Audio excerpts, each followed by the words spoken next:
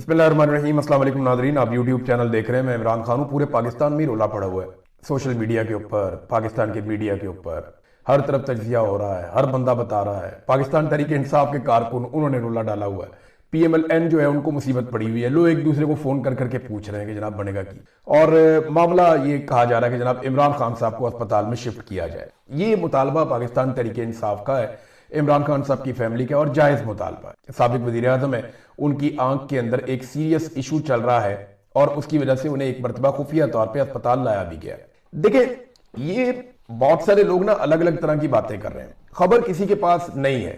जो रिपोर्ट जमा करवाई है सुप्रीम कोर्ट ऑफ पाकिस्तान में सलमान सफदर साहब ने, उसके ऊपर आज के दिन में सुप्रीम कोर्ट ऑफ पाकिस्तान कोई फैसला करेगी तो पता चलेगा कि इमरान खान साहब के इलाज के हवाले से अब क्या करना है।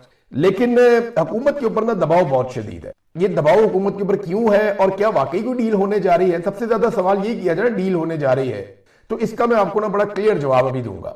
बल्कि इमरान खान की बहन ने भी बड़ी साफ बात की है। इमरान खान ने डील करनी होती ना तो बहुत पहले डील कर लेता। इमरान खान साहब को बहुत डीलें ऑफर हुई हैं, डील करनी होती तो उन्होंने बहुत पहले कर लेनी थी। अब इस वक्त जो सूरत हाल है वो ये है कि हुकूमत पर दबाव है, और ये अंदरूनी दबाव भी है और बैरूनी दबाव भी है।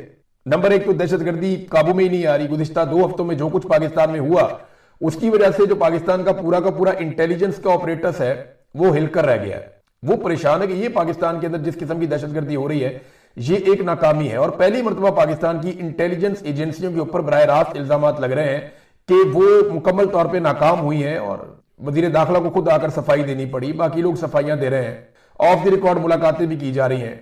एक अस्करी शख्सियत जो है उन्होंने सहाफियों के साथ मुलाकात की और उन्हें पहली मरतबा यानी सहाफियों ने वहां पे पूछा, ये मंसूर अली खान साहब ने बताया, वो भी थे वहां पे। तो जब उन्होंने पूछा मंसूर अली खान साहब ने कि जनाब आप अभी भी ये समझते हैं कि इमरान खान सिक्योरिटी थ्रेट है या ज़हनी मरीज है, तो उन्होंने कहा नहीं नहीं, हम सबकी इज्जत करते हैं, हमारे लिए सारी जो सियासी क़यादत है वो काबिल एहतराम है। अब ये तब्दीली कहां से आ गई? ये एक दबाव का नतीजा है। जो पाकिस्तान में दहशतगर्दी के खौफनाक वाकयात हो रहे हैं उन पे काबू पाने के लिए एक यकसुई चाहिए, और वो यकसुई इमरान खान को जेल में रखकर उसके ऊपर जुल्म और जबर करके आप हासिल नहीं कर सकते। फिर इंटेलिजेंस एजेंसी जिस किस्म की हरकतें कर रही हैं और अभी तक कर रही हैं, ऐसा नहीं है कि ये मामला रुक गया, मैं आपको बताता हूं आगे चल के। तो ये एक बहुत बड़ी नाकामी है। दूसरा मईशत है, बेड़ा ही गर्क हो गया। गुर्बत पाकिस्तान में जो है वो हर दूसरा आदमी गरीब है। बेरोजगारी की डाटा जो है वो सरकारी डाटा बताता है कि बेरोजगारी बहुत ज्यादा बढ़ गई है। सरमायाकारी पाकिस्तान में टके की नहीं आ रही। तो ऐसी सूरत हाल में जब महंगाई बढ़ती चली जा रही है और कोई चीज मौजूदा हुकूमत या एस्टेब्लिशमेंट काबू नहीं कर पा रही, और ये सारा सेहरा आसिम मुनीर साहब के सर पे जाता है कि जिन्होंने नालायकों का टोला लाकर बैठा दिया जाली फार्म 47 के ऊपर, तो अब कब तक ये सारा सिलसिला चलेगा? तो ये भी एक दबाव है। फिर बैनुल अक़वामी सतह पे इमेज बहुत बुरा बन गया है। इमरान खान साहब के हवाले से अंदरूनी और बैरूनी दबाव है।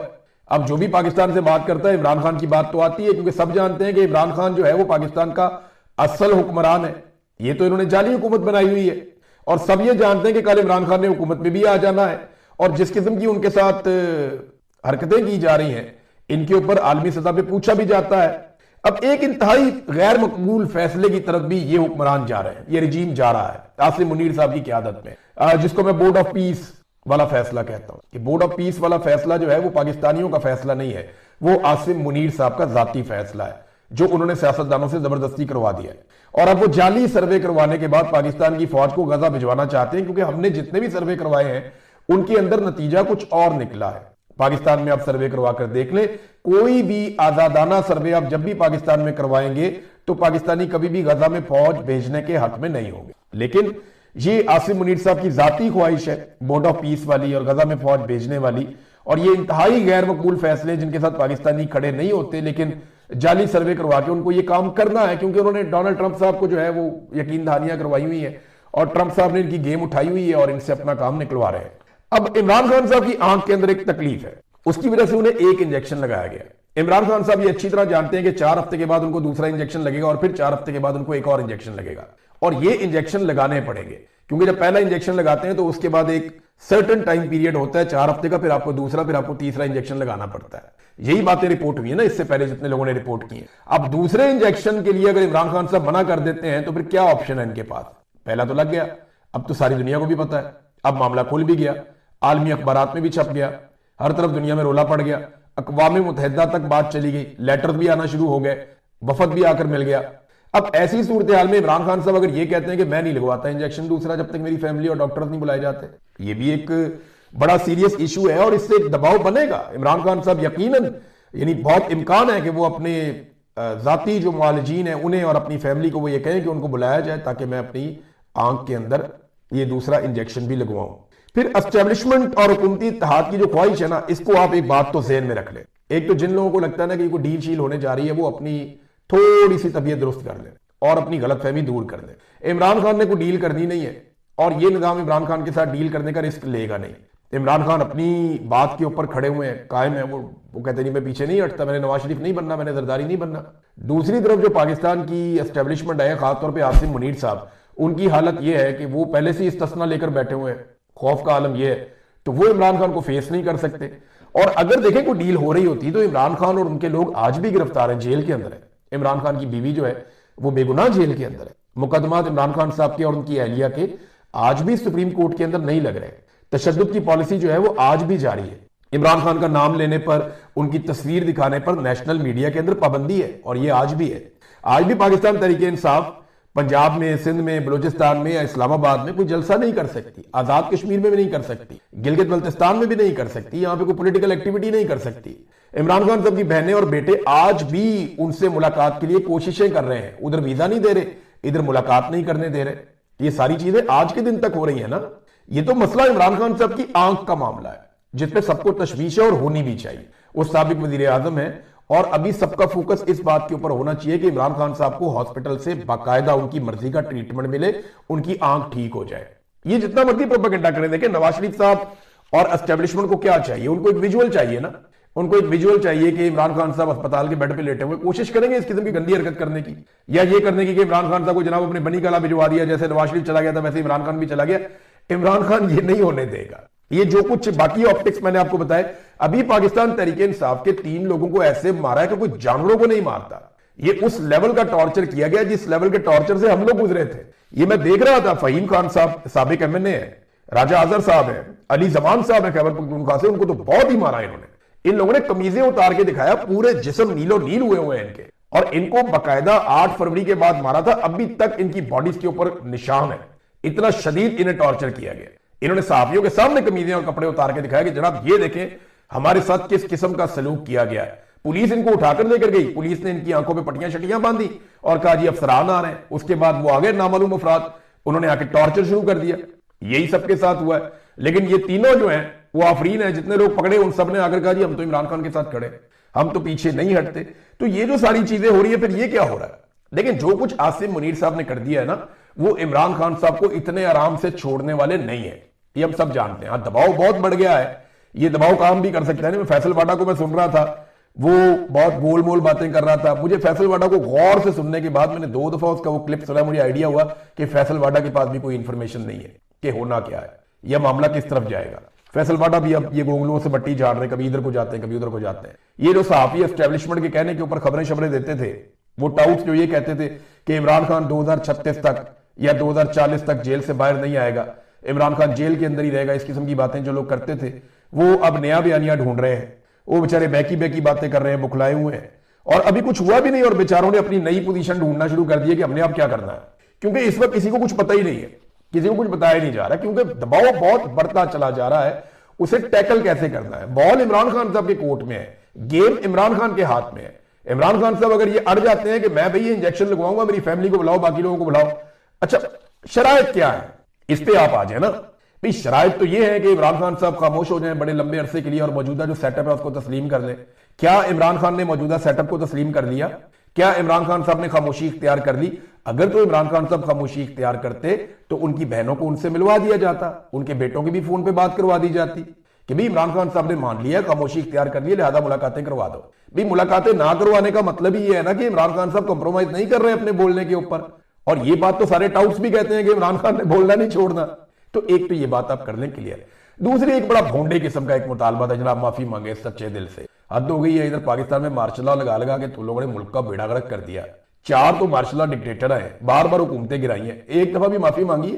पाकिस्तान को 2 टुकड़े कर दिया पकड़ के, इसकी माफी मांगी है? जुल्फकार जी भुट्टो को फांसी दे दी, इसकी माफी मांगी है? बेनजीर भुट्टो का जो कत्लेआम हुआ उसकी माफी मांगी है? फातिमा जिन्ना और कायदे आजम के साथ जो किया गया उसकी माफी मांगी है? लियाकत अली खान के साथ जो किया गया उसकी माफी मांगी है, जो करप्शन यहां पे की उसकी माफी मांगी है, जो बैरून मुल्क जाके जजीरे खरीदे गए उनकी माफी मांगी है, बेशुमार जुराइम किए आज तक किसी ने माफी नहीं मांगी। 9 मई की इमरान खान माफी मांगेगा, जो उस दिन 9 मई वाले दिन इमरान खान साहब तो गिरफ्तार थे, उनका तो वो लड़ाई झगड़े से ताल्लुक भी कोई नहीं था, वो तो लोग रिएक्शन में निकले और उनको इंस्टिगेट किया गया, फिर नकाब पोस्ट शामिल हो गए, उन्होंने तोड़फोड़ शुरू कर दी, फिर सीसीटीवी फुटेज ही गायब कर दी। ये है टोटल 9 मई की कहानी। तो ये बड़ा भोंडा किस्म का, एक बहुत ही बेहुदा किस्म का एक मुतालबा है कि 9 मई के ऊपर इमरान खान सिद्ध के दिल से माफी मांगे। वो नहीं मांगता, पिशौरी चप्पल से आप माफी मंगवा लें उसकी, वो ऐसे माफी नहीं मांगता इस मामले की। मैं ये जानता हूं वो इस पे माफी नहीं मांगेगा, जो मर्जी आप कर लें। हाँ, ये मामला है कि जो आप ये चाह रहे हैं कि ये सेटअप को इमरान खान कबूल करे, थोड़ा टाइम निकलवा दे, खामोश हो जाए, ये अभी आपको पता चल जाएगा। जिस दिन इमरान खान ने पहला स्टेटमेंट देना है, ये सारा बयानिया बढ़ जाना है। बहुत सारे लोग आजकल कहानियां सुना रहे हैं। अच्छा, जो सहाफी एस्टेब्लिशमेंट के साथ जुड़े हुए हैं ना, जिनको अब टाउट्स कहते हैं उर्फे आम में, अब वो बेचारे जो बात करते हैं ना, वो अब गोल मोल बातें करें, उन्हें समझ ही नहीं आ रही कि जाना किधर को है। क्योंकि एस्टेब्लिशमेंट जो है वो अभी जो एक मुलाकात भी हुई सहाफियों से, एक सीनियर ऑफिसर की मिलिट्री, तो उस ऑफिसर ने ये नहीं कहा उन्हें सहाफियों को, जैसे वो इमरान खान को ज़हनी मरीज या नेशनल सिक्योरिटी थ्रेट या इस किस्म की बातें जो वो करते थे वो नहीं किया उसने। यानी उनको, बहुत सारे लोगों को ये समझ ही नहीं आ रही कि ये अब किस तरफ चल पड़े। फैसल भाटा को भी समझ नहीं आ रही। अच्छा, जो नून लीग वाले सहाफी हैं, जो नून लीग के साथ तोहफे में आए थे, वो बेचारे वो तजब्जुब का शिकार है, वो परेशान है कि यार ये हो क्या गया है, और उन्होंने डील डील डील चीखना शुरू कर दिया, लेट गया, ढेर हो गया, डील होगी। इमरान खान ने एक स्टेटमेंट देना है, सबकी तबीयत साफ हो जाएगी, ये जितना मर्जी बयानियां बना लें, ये बयानियां उड़ जाएगा। इमरान खान की बहन ने क्या कहा जरा आप ये देखें। नौरीन खानम साहबा कहती हैं कि बैकडोर राब्ते की जो बातें हो रही हैं उनमें कोई सदाकत नहीं है, ये एक ट्रक की बत्ती है जिसके पीछे हमेशा लगा दिया जाता है। मुजामत ही इमरान खान के लिए वाहिद रास्ता है। ना इमरान खान डील के तहत बाहर जाएगा और ना ही इमरान खान डील के तहत बनी गाला जाएगा। इमरान खान एक दिन सर उठाकर जेल से बाहर आएगा। ये जनाब इमरान खान की बहन कह रही हैं। उन्हें पूरा यकीन है कि जो बातें की जा रही है इमरान खान के बारे में दुरुस्त साबित नहीं होंगी। अब नाज़रीन, एक और खबर है और आप अंदाजा करें कि अल्लाह ताला कैसे इंसानों के बीच में दिन फेरता है कि मैंने इतनी सारी खबर सुना दी और वो साबिक जो आर्मी चीफ जिसने रजीम चेंज ऑपरेशन किया पाकिस्तान में, वो इस वक्त जिंदगी और मौत की कश्मकश में और उसके बारे में खबर मैं नहीं सुना पाया। 13 मिनट गुजर गए और उसकी बारी नहीं आई। ये हो जाता है इंसानों के साथ। साबिक army chief general Qamar Javed Bajwa, extension वाले, एक दफा उन्होंने एक्सटेंशन ले ली थी, इमरान खान साहब ने और बाकी सबने मिलकर दे दी थी। नवाज शरीफ ने भी एक्सटेंशन दी थी, लाइन में लग के सबने एक्सटेंशन दी थी। और इमरान खान साहब कहते हैं कि उनकी एक बहुत बड़ी गलती थी जनरल बाजवा को एक्सटेंशन देनी, इसको देनी नहीं चाहिए थी। बहुत साजिशी आदमी था वो, एक दफा और एक्सटेंशन लेना चाहता था लेकिन फिर एक्सटेंशन नहीं ले पाया और एक्सटेंशन लेने के चक्कर में उसने रजीम चेंज ऑपरेशन पाकिस्तान में कर दिया, साइफर मंगा के गेम डाल दी। अब ये जो जनरल बाजवा ने किया, ये वही जनरल बाजवा है। अब ये बाथरूम के अंदर ना लैट्रीन में गिर गया जनरल बाजवा। इसके बारे में खबर आती है कि लैट्रीन के अंदर जनरल बाजवा मंगल की सुबह स्लिप होकर गिर गया। इसके सर के अंदर 3 चोटें लगी और कोई इंटरनल ब्लीडिंग जनरल बाजवा के सर के अंदर हो गई और उसकी वजह से वो अनकॉन्शियस हो गया। मंगल वाले दिन फौरी तौर पर अस्पताल शिफ्ट किया गया, वहां सीएमएच में ले गए, जनरल बाजवा का इलाज करवाया और बताते हैं कि बुध वाले दिन जनरल बाजवा ने आंख खोली और किसी को पहचानने की कोशिश की। अब उनकी जो फैमिली है जनरल बाजवा की, ये ब्रदर इन लॉ है, ये इसका नाम है नईम घुम्मन ने स्टेटमेंट जारी किया कि जनाब नहीं, जनरल बाजवा की जान बच गई है और अभी कोई मजीद टेस्ट वगैरह होने हैं और कोई ये चीजें होनी है, तो वो इंतहाई निगहदाश्त में जनरल बाजवा को रखा गया है। लेकिन देखे एक चीज और है, अगर कोई बंदा गिर गया, साबिक आर्मी चीफ है, सिपा सलार है, तो बताया ये गया है और खबर ये लीक करवाई गई है कि लैट्रीन में गिरा है, बाथरूम में गिरा है। ये भी कहा जा सकता था गिर गया, सीढ़ियों से गिर गया या स्लिप हो गया, घर में गिर के चोट लग गई, कुछ भी कहा जा सकता था, हादसे में चोट लग गई। लेकिन खास तौर पे बताया गया कि लैट्रीन में गिरकर चोट लगी है। तो समझदार लोगों के लिए इसमें बड़ी निशानियां है कि साबिक आर्मी चीफ सिपा सलार लैट्रीन में गिर के जख्मी होकर अनकॉन्शियस हो गया, अस्पताल के अंदर मौजूद है। जनरल बाजवा का जब नाम आता है ना तो बहुत सारी चीजें याद आती हैं। देखिए, जो भी कोई जख्मी हो तो मेरी तो ख्वाहिश है अल्लाह ताला उसको सेहत दे और वो कानून का सामना करे।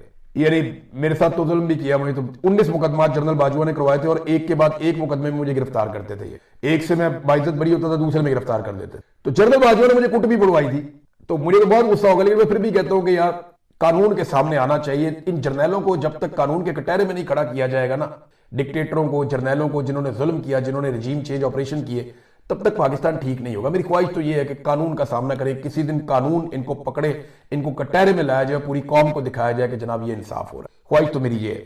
लेकिन जब इस आदमी का नाम आता है ना तो अरशद शरीफ, शहीद अरशद शरीफ, वो हमारे सामने आते हैं। जनरल बाजवा के दौर में शहीद किया गया। जमीन उनके लिए तंग की गई पाकिस्तान में, जनरल बाजवा के दौर में किया गया। दुबई छोड़ने पर मजबूर किया गया, जनरल बाजवा के दौर में किया गया। इमरान खान को गोलियां मारी गई, जनरल बाजवा के दौर में मारी गई। यहां 25 मई को बदतरीन तशद्दुद किया गया 2022 में, जो आपको याद होगा, बहुत लोगों की गाड़ियां भी तोड़ी थी इन्होंने। यास्मीन राशिद के साथ क्या किया गया, बाकी सबके साथ क्या किया गया, ये जनरल बाजवा के दौर में हुआ था। फिर इस्लामाबाद को बार बार कंटेनरिस्तान बना दिया जनरल बाजवा ने, यह भी जनरल बाजवा ने कारनामा शुरू किया था। फिर एस्टेब्लिशमेंट की जानिब से ये एक्सटेंशन की इन्होंने बड़ी कोशिश की, एक्सटेंशन के लिए सियासतदानों को धमकियां लगाई कि मैं मार्शल लॉ लगा दूंगा, ये कर दूंगा, वो कर दूंगा। ये जनरल बाजवा ही था जो शहबाज गिल को मार कुटाई की और बहुत सारे कारकुनों के साथ मार कुटाई की। ये सारा जनरल बाजवा के दौर में उसी ने किया। इसराइल को तस्लीम करने की ख्वाहिश का खुला इजहार भी जनरल बाजवा ने किया था। कश्मीर को भूल जाने की बात भी जनरल बाजवा ने की थी। रजीम चेंज ऑपरेशन जनरल बाजवा ने किया था। फिर दहशतगर्दों को बॉर्डर पार से वापस लाकर बसाने वाला जो फॉर्मूला था वो भी जनरल बाजवा ने इंप्लीमेंट किया था। तो ये सारी चीजें हमें याद रखनी पड़ेंगी। लेकिन एक बात जो है ना, जो मौजूदा आर्मी चीफ के लिए याद रखने वाली है, वो ये है कि आसिम मुनीर साहब के लिए इसमें बड़ी निशानी है कि मंगल वाले दिन का लैट्रिन में गिरा हुआ है साबिक आर्मी चीफ, और किसी ने इसके बारे में कुछ नहीं बोला। कोई हुक्मरान, कोई बंदा, को वजीर दिफा, को वजीर खारजा, को वजीर दाखिला, को वजीर आजम, को सदर पाकिस्तान, कोई उसके बारे में बात नहीं कर रहा। टके की औकात नहीं है। उसने कहा था गुमनामी में जाऊंगा, फारग ही हो गया। तो यही मुस्तकबिल है हर जालिम का, हर जाबिर का। तो आसिम मुनीर साहब याद रखेंगे, रिटायरमेंट तो होनी है, घर तो जाना है। तो ये जनरल बाजवा को आप देख ले, 6 साल वो पाकिस्तान के स्याह और सफेद का मालिक रहा, और आज जनाब बाथरूम में गिरा पड़ा था, वहां से उठा के उन्होंने पहुंचाया अस्पताल में। मेरी ख्वाहिश है कि बच जाएं और कानून का सामना करें, और कानून का सामना ही होना चाहिए ताकि पाकिस्तान की सिमत दुरुस्त हो सके। अब तक के लिए इतनी, अपना ख्याल रखिएगा, अपने चैनल का भी। अल्लाह हाफ़िज़।